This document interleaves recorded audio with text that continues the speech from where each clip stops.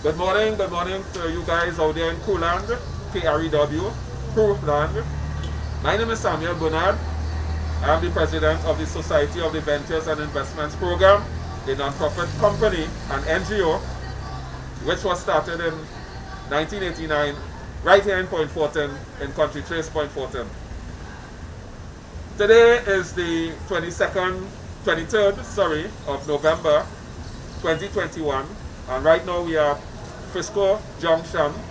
To be more exact, we are in front of our Point Fortin office, which is at Williams Building on Main Road, Point Fortin, which is opposite the Chinkip Park.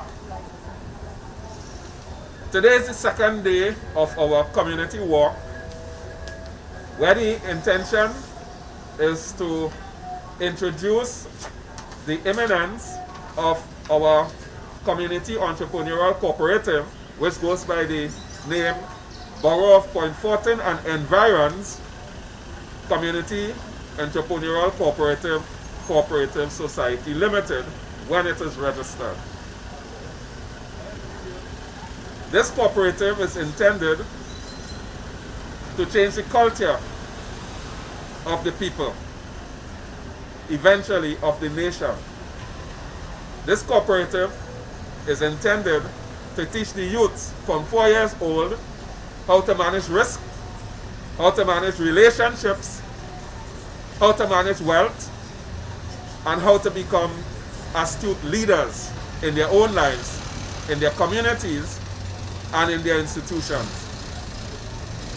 Via this cooperative, we are going to create the preferred providers of goods and services,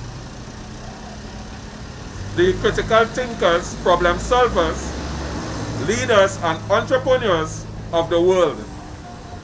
Via this cooperative, we are going to diversify the economy of this country into a medical and wellness economy. Via this cooperative, the Borough of Point Fortin and Environs will become the center of entrepreneurship and innovation, as well as the gateway to the Caribbean, Latin America, and the world. This is going to be the first of 16 community entrepreneurial cooperatives that will be established, one in every municipality of this country, to transform the culture of our country into a culture of success. So today marks the second day of our walk, the walk by the members of the Society of the Ventures and Investments Program, to introduce this community entrepreneurial cooperatives to members of the business community and eventually to members of the general community. It is to be understood that a cooperative is not a building. A cooperative is its people. A cooperative is a group of people who have a common understanding, who have a common direction and purpose. And since a cooperative is a group of people with those attributes, then as more people participate in this type of cooperative, then more people in the community will adopt the culture of success that is embedded within that new culture that will be transmitted to the youth of this community. The point being made is that culture is what our people do, how they do it, why they do it, when they do it. So via this type of cooperative, which will start with a few, that's the willing and able few, eventually they will show proof of concept, and those who sit on the fence will jump in as they see it work. And as those who jump in provides even more proof of concept, eventually it will be able to absorb the multitude. As the multitude participates in the cooperative, and since a cooperative is its members, then the members of the community will have that new culture which they now pass on to their children, who will pass it on to their children. Ultimately, the members who participate in this culture this cooperative will be passing on a culture onto their grandchildren. But not only that, they will also be passing on their wealth onto their grandchildren. That is called intergenerational wealth. It's the secret of the 1%, and therefore, via this type of cooperative, the working class will have a shot at becoming part of the 1%. But that's not only all. This type of cooperative is future-oriented. It also has aspirations towards the international communities. What that means is that it will build relationships with the diaspora. And as the cooperative develop competence within its members, and more particularly the youth and women, as they interact with members of the diaspora, who many of them are in high places, they can now grasp the opportunities that are to be presented within the worldwide medical and wellness economy, and thereby transform the economy of this country into a medical and wellness economy, whereby through this type of cooperative, the youth and women will become the preferred provider of goods and services, the problem solvers, leaders and entrepreneurs of the world. So now I'll take this opportunity to introduce other participants within this walk today. So on my right, I will start with Ms. Valdez. Could you say something? Hi, good morning to all. I'd just like to say that I am happy to be here today, to be part of this walk, and to know that what we're doing is trying to create a new or instill certain values and morals within a new organization so we can help them forward for many generations to come. Thank you. Krew love, Krew love, Krew love. And of course, Krew love is our greeting of endearment, which essentially means I don't care about your race, I don't care about your religion, I don't care about your politics, I don't care about your economics, I don't care about where you live, I don't care about where you came from. All I care about is that you're another human being just as me, and I love you. That's what Krew love means. Krew love. So now we'll pass on the mic to Mr. Peterson Philip from Labre, aka Kamui. Good morning, greetings. I'm in a good mood, I don't know why. I kind of so mood too. So what I should say, point 14, that the place is super blue, right? That's hello, right. hello, hello, hello, hello, hello. Hello to everybody, hello to point 14. Oh, where we are today? Marshall will say we on the road, on the road, on the road, on the road. Yeah, we on the road. We on the road today in point 14. We're going to meet people. A lot of people will be hearing about this whole thing for the first time, and they will love it once they listen, and they will understand it, and they will love it. They will look forward to the first project like this in the world. In the world. New type of cooperative. First type of cooperative in the world, and it's coming to point 14 and environs first. I said point 14, the environs, including library. Excellent. Exactly. Right? So we'll be meeting with the small business people first. We're looking to attract them to join, and people will join. So I just want to say again, thanks to the Society of Ventures and Investments program. We are here. We are bought into the whole idea of developing this. It's a point away. That's correct. Always point away. Yeah, points away. So Point away. So we'll be the first of 16 municipalities in Trinidad and Tobago. Cooperative. Right. Municipalities, cooperatives. Community municipal cooperatives. We'll be first area. Community entrepreneurial cooperatives in a municipality. Right. The first one. Right. Thanks for the right, Mr. President. The first, yeah, so I'm glad to be here. I'm enjoying it here. Anytime I see us start seeing people colors, so I'm already enjoying it. Thanks very much. Okay, thank you a lot, Mr. Peterson Philip Camboué. And you see that he pulled a few calypso lines. We all know that this area, St. Patrick especially, is rich, culturally rich with calypso. So therefore you see part of the product of this community, the Southwestern Peninsula. So we'll move the mic onto my good friend here, Mr. Gooding, who will say a few things. Please some elaborate. Good morning to everyone out there. I say hello, I say welcome, I say join, because this is what a community is about. I ask you to join. Thank you. So we now will move the mic again to come introduce.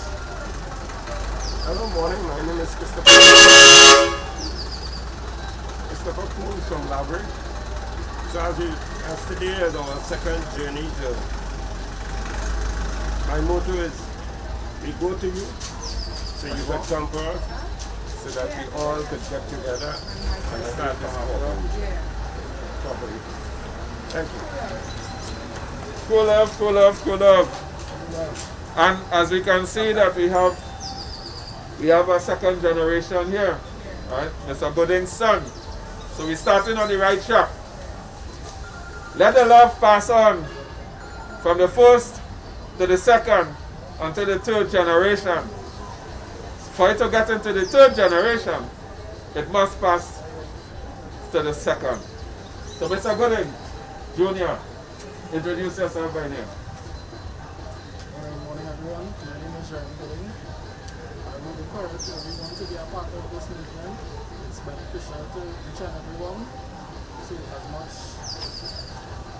as you can be a part of this, I would encourage everyone to be a part of it, especially the youths who are interested in entrepreneurship. Jump on board and let's get cool. Excellent, Mr. Gooding. This cooperative is devoted to youth development. Its motto is Youth Savings Leadership. So therefore, one of the unique elements of this type of cooperative is its fastidious focus on youth development. This is a bit unlike many of the other cooperatives that exist at this time. This attribute is embedded within the bylaws of the cooperative, whereby a special class of membership called the Archangel members is designed for youths under 16 years old. And as the name says, Archangel membership is to train the youths to become angel investors as they become adults. What is an angel investor? An angel investor is someone who is financially self-sufficient and have extra financial resources, whom that person uses very intelligently to look for investment opportunities in the aspirations of others. Therefore, the intention is to develop competent youths who can manage wealth competently. So by the time they reach age 18, they can function with competence as investors. Now what will that do?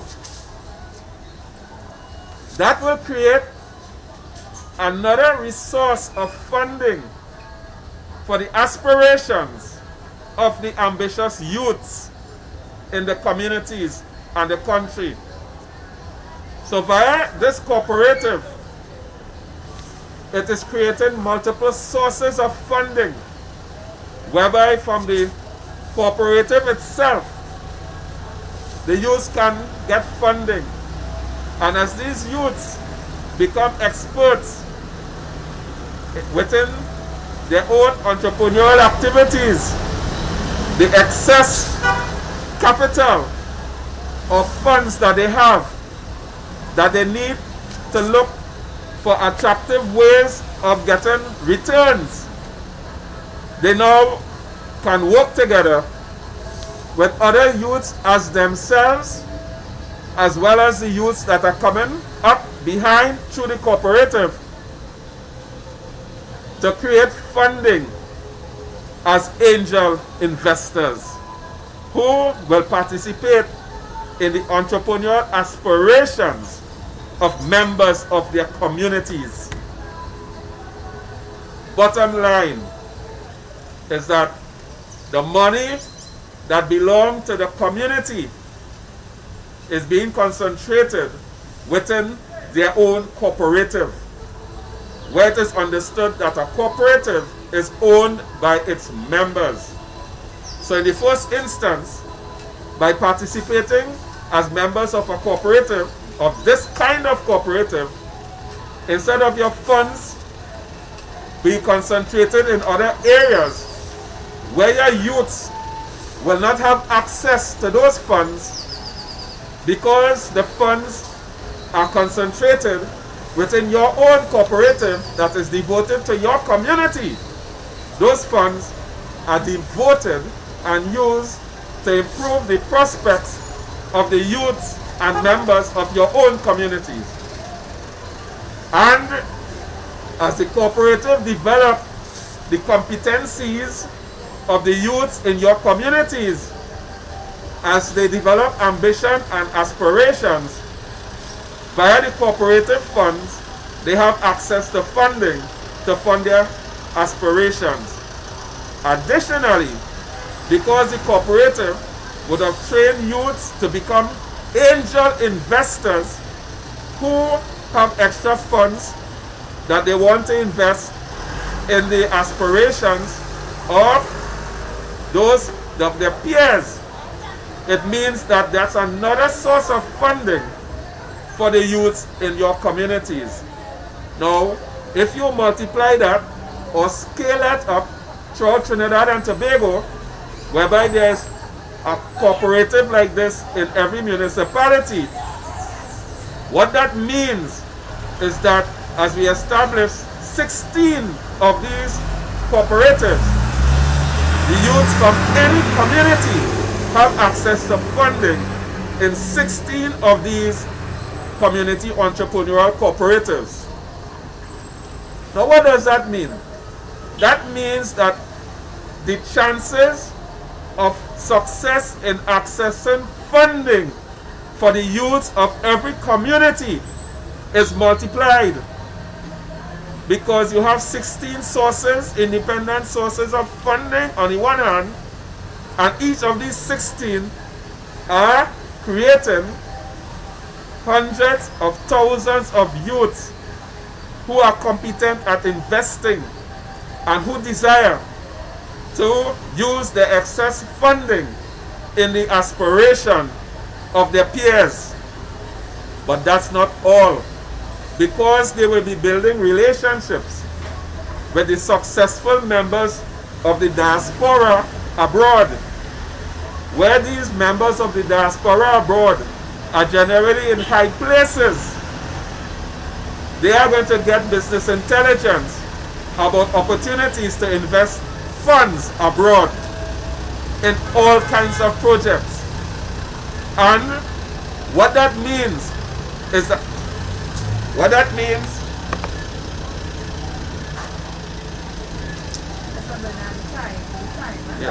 means is that at last Trinidad and Tobago has an opportunity to benefit from all of the education that they put into its citizens, where many of them went abroad and we complained about the brain drain.